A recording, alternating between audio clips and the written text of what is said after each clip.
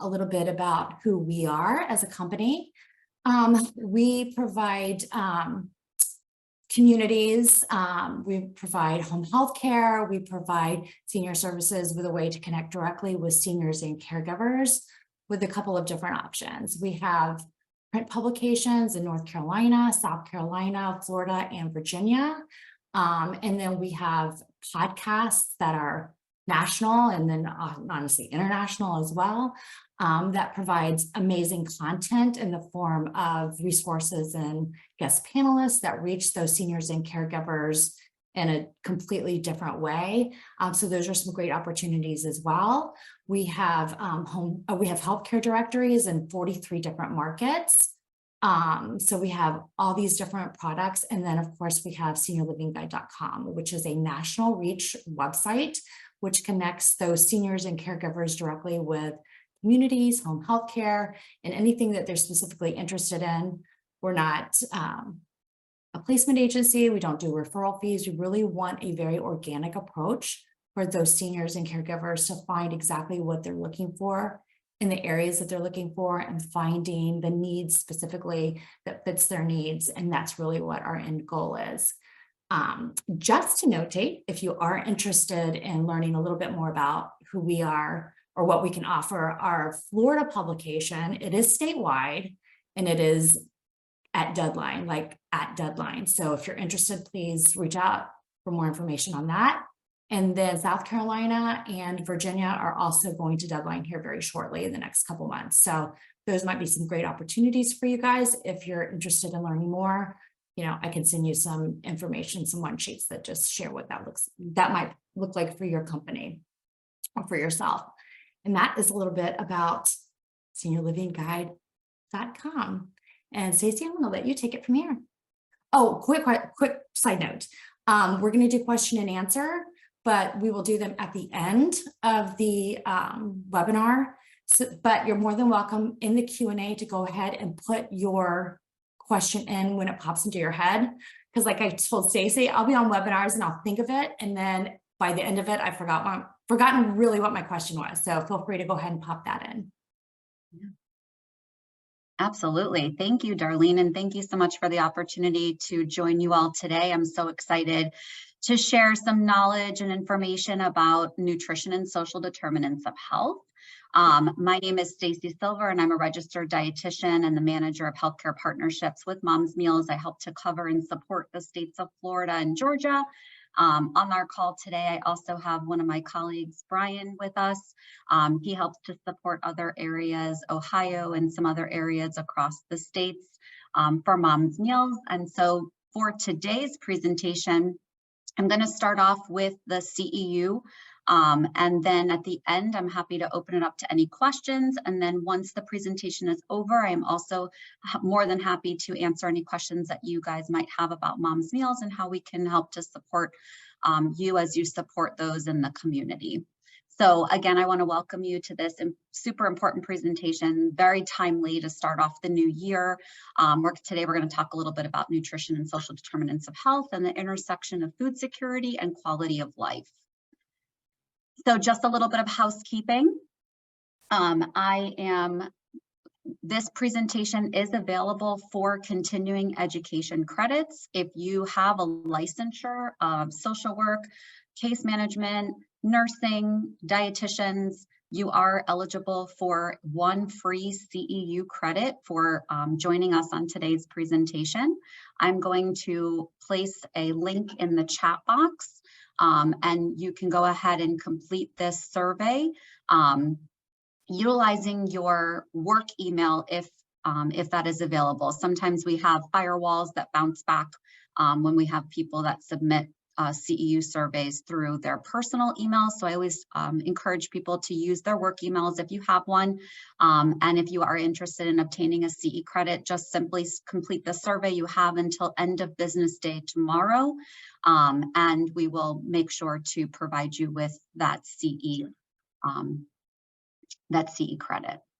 So we'll go ahead and get started. For today's presentation, here are the learning objectives. So we're going to determine what are social determinants of health, We're going to understand the impacts that COVID-19 has had on social determinants of health and food insecurity. We're also going to understand the relationship between health disparities and health equity.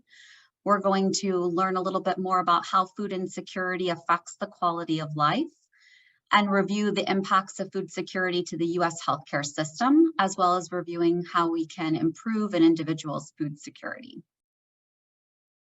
So let's go ahead and take a look at what exactly are social determinants of health and how can they impact communities around the country. So let's start off with the basic definition. Social determinants of health are conditions in places where people live, learn, work, play, that all affect a wide range of health function, and quality of life outcomes and risks.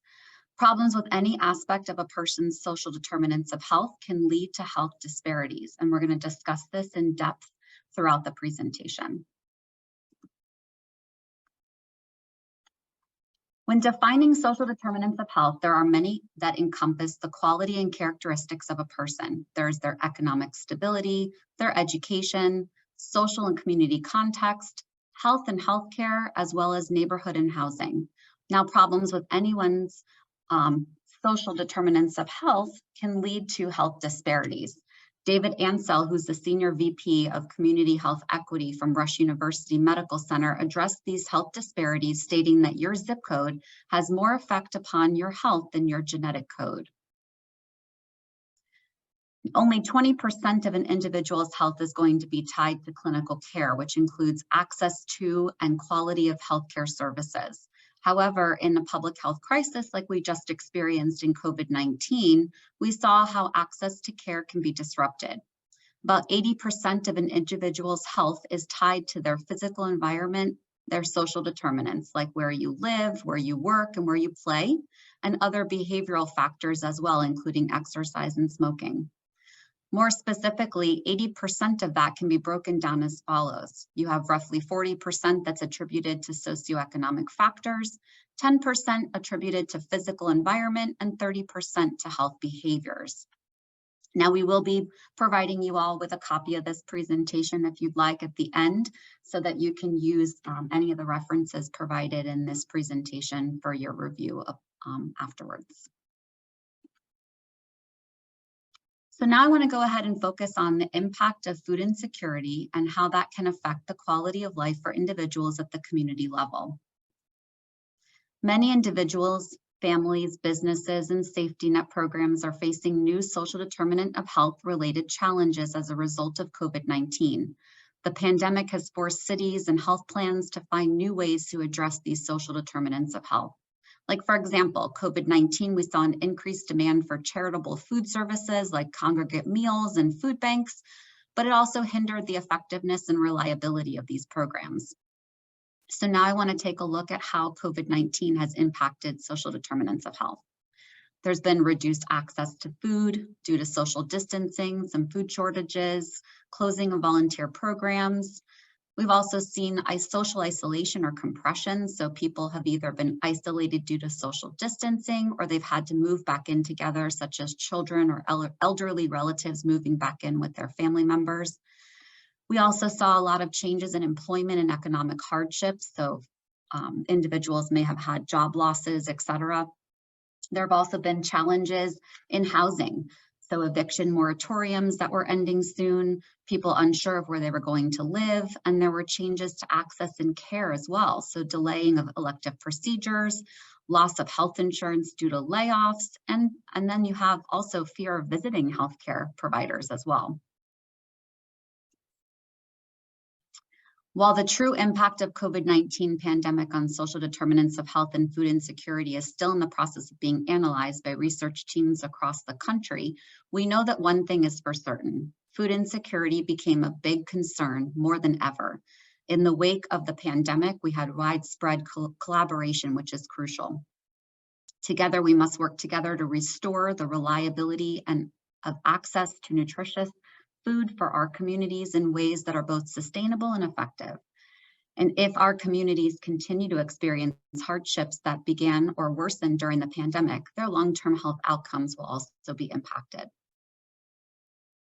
So now I want to touch a little bit upon how health disparities and health equity create the framework for our discussion on nutrition and social determinants of health. While we might already have ideas about what health disparities are, let's go ahead and review the academic definition. Health disparities are preventable differences in the burden, disease, injury, violence, or opportunities to achieve optimal health that are experienced by socially disadvantaged populations. Health disparities are often discussed or studied in relation to characteristics like race, ethnicity, immigrant status, disability, gender, sexual orientation, geography, income, and education level. Health disparities are distinct from health equity. Health equity is when every person has the opportunity to attain his or her full health potential, and no one is disadvantaged from achieving this potential because of a social determined circumstance. Health equity, on the other hand, or lack thereof, is often studied using the same characteristics as health disparities. This is because health disparities prevent health equity. Now, the CDC has stated that addressing social determinants of health is the primary approach to achieving health equity. Some examples of health disparities are listed here on the slide on the right-hand side, and you can start thinking of those that you care for, family members, individuals on your caseload, or even yourself. These health disparities have a direct impact on health equity, and the ways that we can reduce these disparities include reducing the prevalence of diabetes by race and ethnicity. So although white individuals have a rate of about 7.5%, Black individuals are much higher rate, which is at 11.7%, and Hispanics are even higher at 12.5%. Now, food insecurity is different by areas of residence. So you have those metropolitan areas that are at 32.2%, and those rural areas that are at 36.9%. Now, additionally, factors like obesity prevalence can also be correlated to one's education level, with those who have none or some high school education with 35% rate, high school graduates with a 33.1% rate, some college with a 33% rate, and college graduates with a 24.7% rate. And furthermore, health disparities are very different based on race and whether or not you have visited a doctor within the past year. So you have whites with 11.5% disparity, Blacks with 17.5% disparity, and Hispanics with 33.3% disparity. So now I want to focus a little bit on the impacts of food security on the quality of life for individuals at the community level. David Beasley, who's the executive director of the United Nations World Food Program, stated that without food security, you will have no other security. And when we think about the frameworks like Maslow's hierarchy of needs, it's no surprise that it's nearly impossible for people to achieve optimal mental and physical well-being when they do not have reliable access to nutritious foods. Now, this slide, we want to talk a little bit about food insecurity and the current day impacts. So we know that malnutrition is an imbalance in the nutrients that your body needs to function and the nutrients that it gets. It can look different for different people. Some people may not get enough food overall, while others might be getting enough calories, but not enough protein, vitamins, or minerals. And food insecurity is the limited or uncertain availability of nutritionally adequate and safe foods, or limited or uncertain ability to acquire acceptable foods in a socially acceptable way. Let's take a look here at the numbers. 1 in 15 older adults have trouble getting enough food or nutritious food. And this is a higher level of food insecurity than ever before the Great Recession that began in 2007. So the problem is only getting worse. And about almost 33% of those patients are malnourished when they even enter the hospital. From a national prevalence standpoint, there's more than 38 million Americans living in food insecure households. And of that, we have 12.5%, which are households with children, 24% households with single female, 16% are single male households with children, and 26% of those households are low income.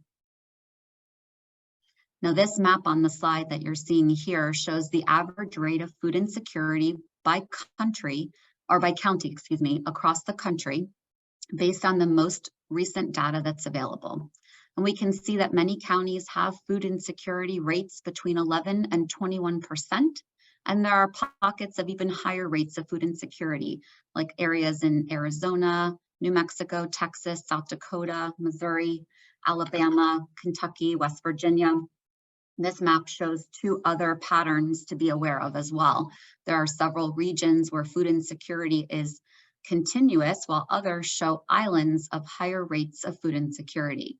And when we look at the counties that your organizations serve, how does this map align with or shift your understanding of food insecurity in your community?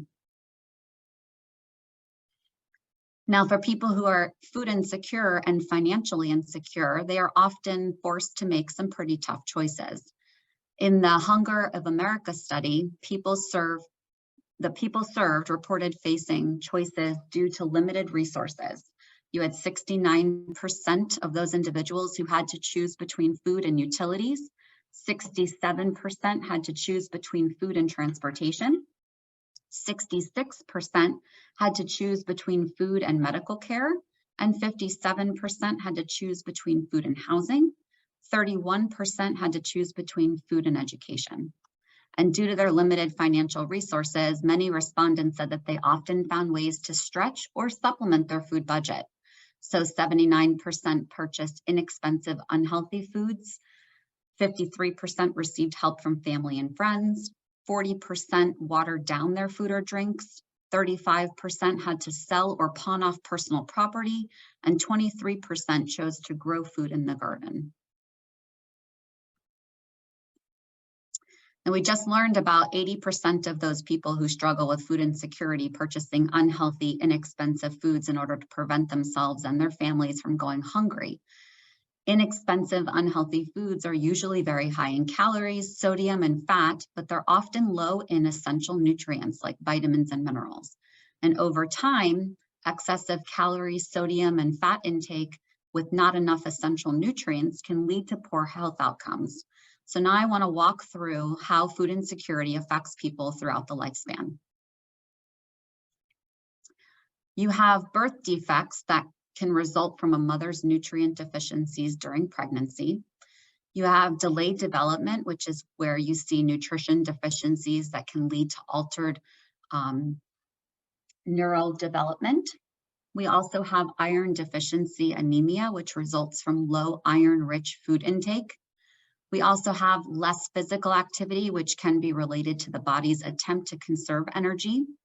We also have lower bone density, which can result from low protein, calcium, and overall calorie intake. And we have lower health-related quality of life, which is more frequent bouts of illness and mental health problems. Now on this slide, I want to talk a little bit about health problems that are also related to food insecurity. So we have obesity that can often result from excess consumption of high-calorie foods. You have hyperlipidemia, which can result from frequent consumption of foods that are higher in saturated fat. You have type 2 diabetes that can result from excess consumption of unhealthy foods and low physical activity. You also see hypertension, which can develop after excess consumption of unhealthy foods. And then chronic kidney disease, which can develop after high blood sugar or high blood pressure has damaged the tissues in the kidneys. Next, we see congestive heart failure in those older adults, especially 65 and older. We see congestive heart failure resulting from years of poor diet and health and high cholesterol, high triglycerides, and high blood pressure. We also see lower cognitive function, which can result from poor blood flow and/or changes in the brain composition, which is more common in those with persistent high cholesterol, high triglycerides, and high blood pressure. You also see lower intake of calories. So this can result from poor appetite, which is also a side effect of some inflammatory diseases and of course the aging process. Then we also see osteoporosis that can result from having an inadequate nutrition across the lifespan and/or a sedentary lifestyle. The food insecurity landscape also contains both food deserts and food swamps. Your food deserts are going to be areas where the nearest supermarket is more than a mile away in those urban areas, or 10 miles away for those rural areas, for at least half of those residents. Your food swamps, in comparison, are going to be areas where unhealthy food sources are readily available, but are vastly outnumbered by low-cost, low-quality alternatives. The cycle of food insecurity is only exacerbated by chronic disease throughout an individual's care continuity. So I want to walk through this slide a little bit together. You have individuals experiencing food insecurity who try to avoid hunger by purchasing or acquiring inexpensive foods that are often high in calories, fat, salt, sugar, and low in micronutrients. Coping mechanisms can include eating large amounts of food when it's available, purchasing the largest quantities of food possible relative to the money available. So this is where they stretch their dollar. And these coping strategies can often have a negative impact on dietary quality and eating behaviors. Unsurprisingly, consistent consumption of high calorie, high fat, high salt, and high sugar foods can lead to the development of chronic diseases like heart disease and diabetes over time. Chronic diseases often impact a person's ability to work and then lead to increased healthcare expenses. And this perpetuates poverty and forces choices that lead to poor health outcomes like avoiding filing their prescriptions or medications. So now let's focus on the impact of food insecurity that has been had on the US healthcare system. Separate from the physical and emotional impact of food insecurity, there's been a compromised nutrition that will impact an individual's outcome and health-related costs. There is slower healing and recovery times, increased surgical and recovery complications, longer hospital stays, increased readmission rates, higher utilization of long-term care and rehab, and increased mortality, which results in higher healthcare costs for those who experience food insecurity. So take a look at the graph on the right. How much is your state spending on healthcare costs of food associated with food insecurity?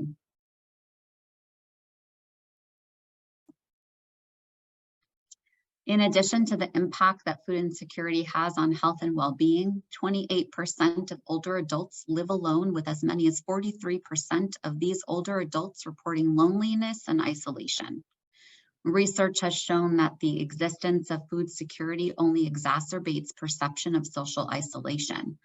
And the same research shows a correlation of these individuals suffering from depression, poor sleep, reduced executive function, reduced cognitive decline, lower immune systems, chronic pain and inflammation, and a higher likelihood of early mortality.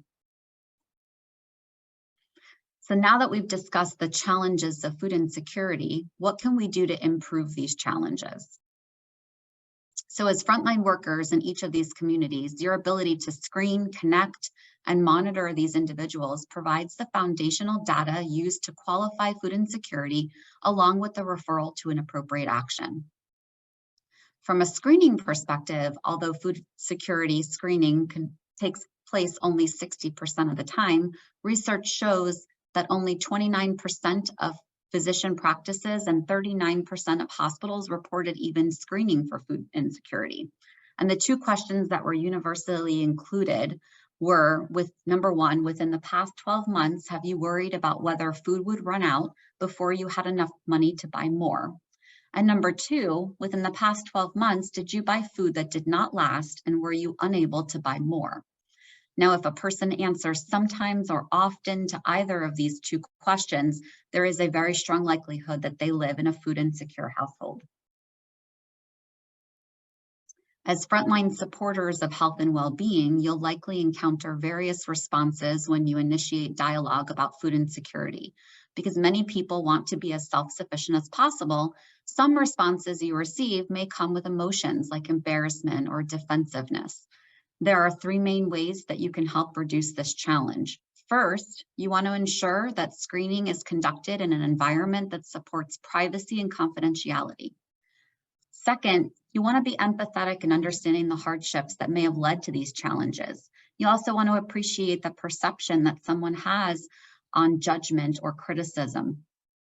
And then finally, reinforcing the importance that good nutrition has on managing their chronic condition and supporting their health and well-being. Next, you want to connect the individuals to resources. That's going to be critically important. So there are various state, national, and community-based programs that can improve short-term food security challenges. You have programs like SNAP, WIC, LTSS, MLTSS programs. These all have various types of meal benefits that help promote benefits to food benefits to individuals. From a community-based perspective, you also have food banks and congregate programs that are supported by various nonprofits, CBOs, and AAAs, and these can be extremely beneficial at the community level. Finally, there is a growing part of the industry that provides covered benefits for home-delivered meals through health plans and provider networks that are covered under Medicaid and Medicare programs, including long-term care services, post-discharge services, and chronic care management programs. So in short, all of these programs must work together throughout the coverage, eligibility, and care continuity of these individuals. From a community-based perspective, you're going to want to contact your local organization to identify ways to qualify individuals for meals. For individuals discharging from a hospital, you're going to want to make sure that you identify if there is a health plan employed care navigator that works in the hospital discharge planning department. For other individuals, you're going to want to identify their health plan case manager to identify if there are meal benefits included for their Medicare or Medicaid programs. If there is a meal benefit, you're going to want to work with these parties to understand which programs provide both choice, quality, variety, and health condition meals that meet the unique needs of these individuals. With Medicare and Medicaid benefits emerging from long-term care, post-discharge and chronic care programs, you're going to want to determine eligibility, and that's going to be important to maximizing food benefits for food insecure individuals. Now, this chart here that you're seeing will outline the qualification process, starting with confirming whether someone has Medicare or Medicaid eligibility. Once that has been determined, each supplemental plan may have different meal benefits for their level of care. Your Medicaid long-term care plans have a long-term food benefit, while your Medicare plans typically have a post-discharge and chronic care benefit. This is where working with either your hospital health plan care navigator or your health plan case manager will be helpful in confirming qualifications and ensuring that food benefits are provided. According to the AARP, it's unreasonable to think that blanketed policies used to treat individuals with diverse challenges will be successful. With a problem as impactful as food insecurity, across the variety of populations, it's going to take all of us to be creative and impactful in how we provide a solution. As options increase and benefits expand, you're going to want to think about three things as you work with those who may be challenged with food insecurity. First, you're going to want to understand, does this individual have the means, whether it's financial or transportation, to secure healthy food consistently? Next, you're going to want to understand, does this meal benefit or program meet the unique health needs of my client? And then lastly, you're going to want to understand, does this service evolve to the complex local dynamics of the individual in times of natural disasters? So here in Florida, I can say that we just experienced 2 hurricanes this past calendar year, but there's also blizzards, floods, and other examples such as COVID-19, for example, that are other challenges that can be faced. This is a slide, and again, you're going to get a copy of this presentation if you'd like. There are some helpful links and resources that we recommend searching to further the conversation on food security and the needs of many in our communities around the country. So I want to continue to challenge each of you and challenge ourselves in the pursuit of food secure communities. And the final step is in the process is to include monitoring the patient's progress as they receive various food and nutrition support. Once your client is connected with the support program, it's important to evaluate if that resource is addressing their needs as anticipated. It's possible that a program may not always be sufficient by itself, or it may not be the right fit. But becoming mindful of which referrals, relationships, and programs seem to meet the needs of your client will best help you connect your client to the best care more efficiently in the future. So to conclude, let's go ahead and review what we discussed today. Individuals with social determinants of health remain at a higher risk for disease exacerbation, hospitalization, and institutionalization. Temporary access to food or supportive services does not provide consistent food security. Ensuring consistent and adequate nutrition to an at-risk individual will produce sustainable clinical and financial return on investment in the United States healthcare system. Although current options exist to promote food security, expanding collaboration and coordination is going to be required to combat social determinants of health. So I want to thank you all for joining today, and I want to open it up for some conversation and or questions that you might have in regards to what we just talked about.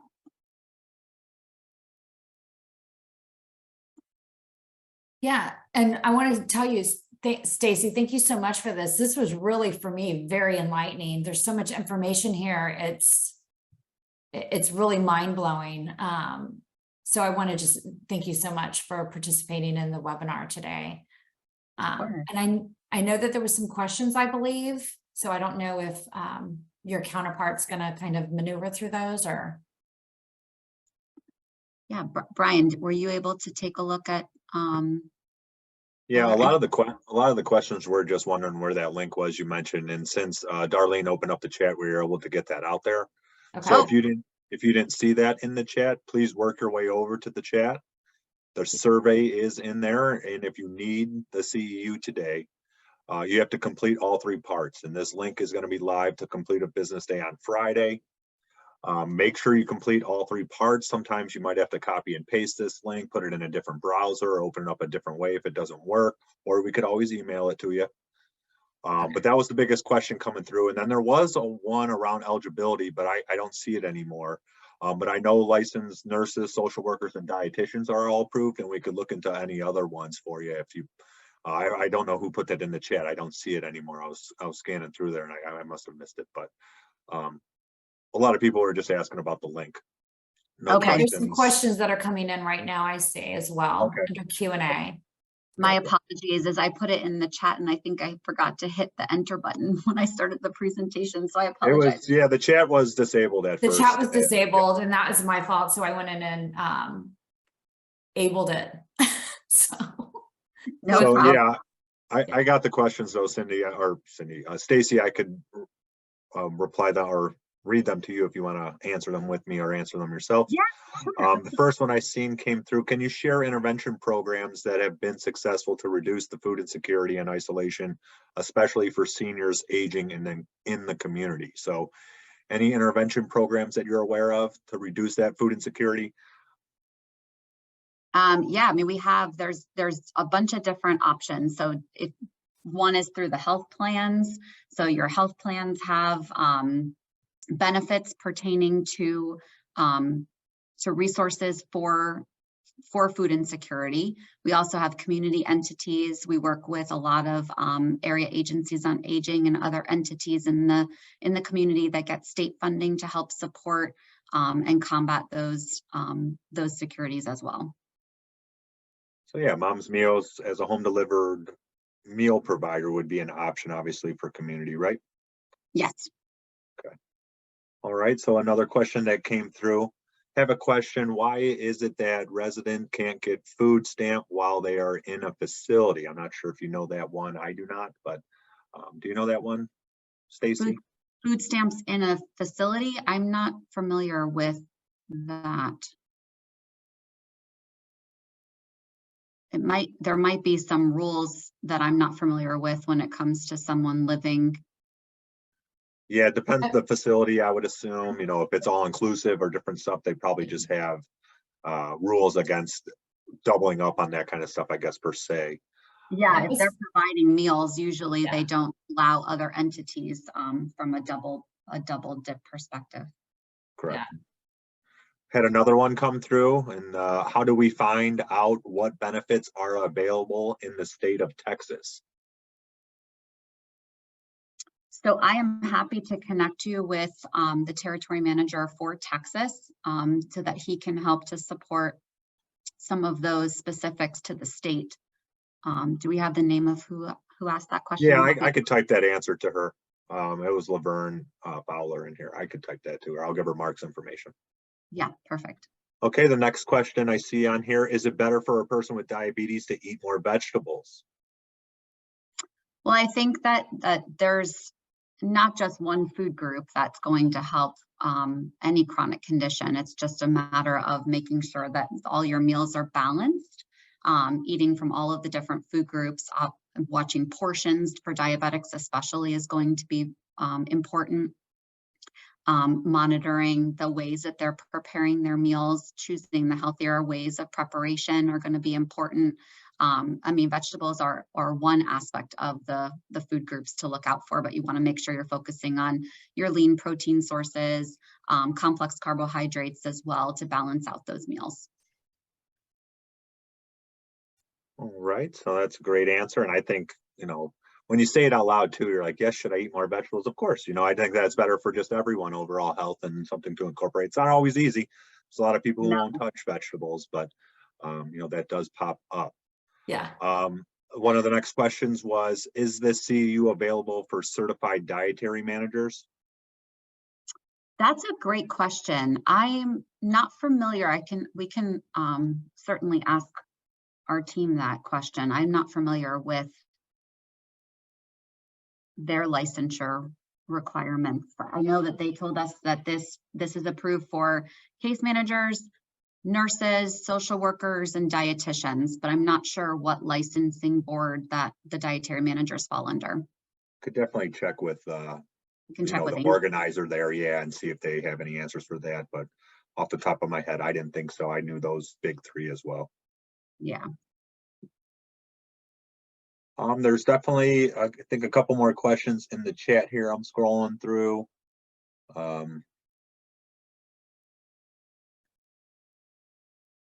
NHA, CUE, if they can be added. So these could be ones that we could take back to the organizer and see how hard it would be to get approval for maybe next time, or see which it opens up for.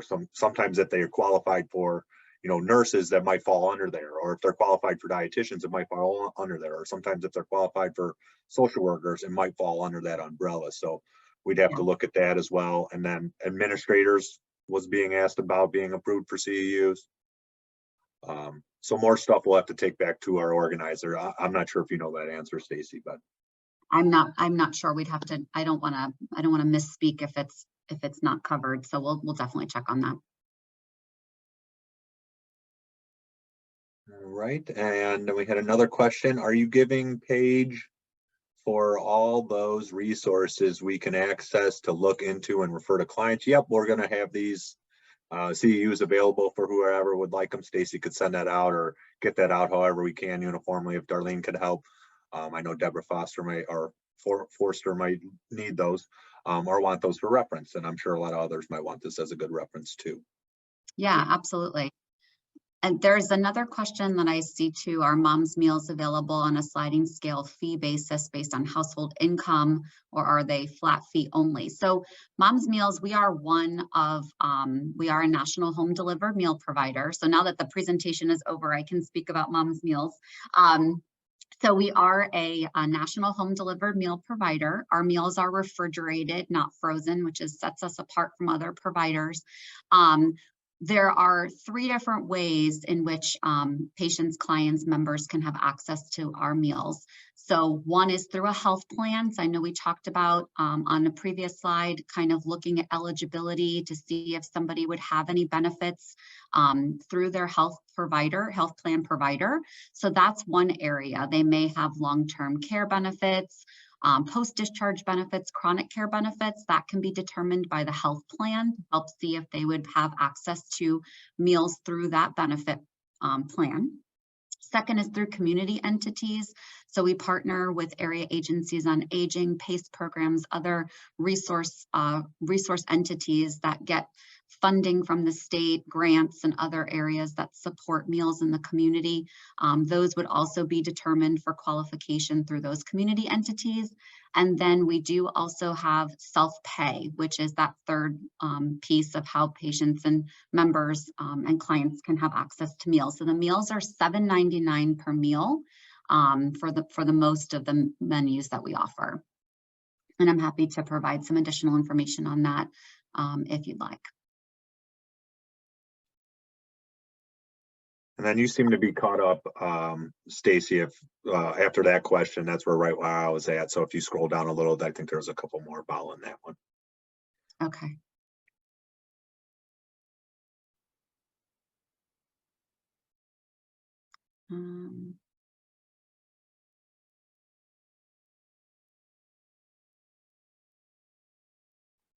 I think I might have.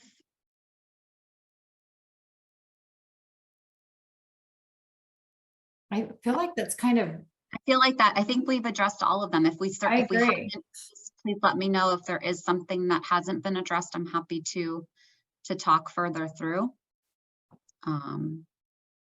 So Mom's Meals does offer a variety of different menus, anywhere from general wellness to condition specific, renal friendly, low sodium, heart friendly, diabetes friendly, gluten-free, pureed for those who need texture modifications. We do have a plethora of different menu options. I know someone asked about a resident who relies on diabetic medications to manage her diabetes. Certainly meals, diabetic friendly meals are also an option.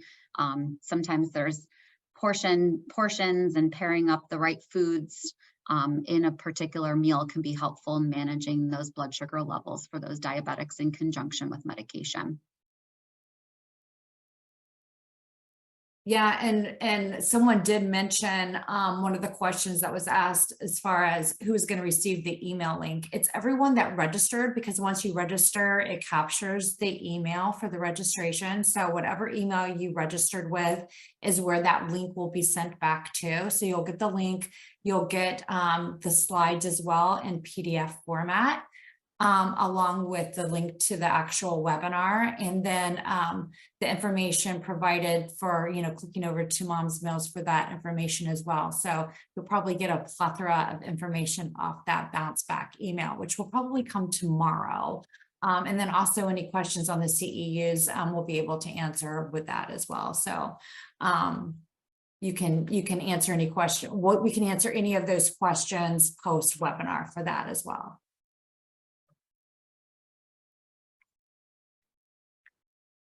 But other than that, I think that we've answered everything. And if anyone has any follow-up questions, we can definitely follow those up at a later date. So just email us back.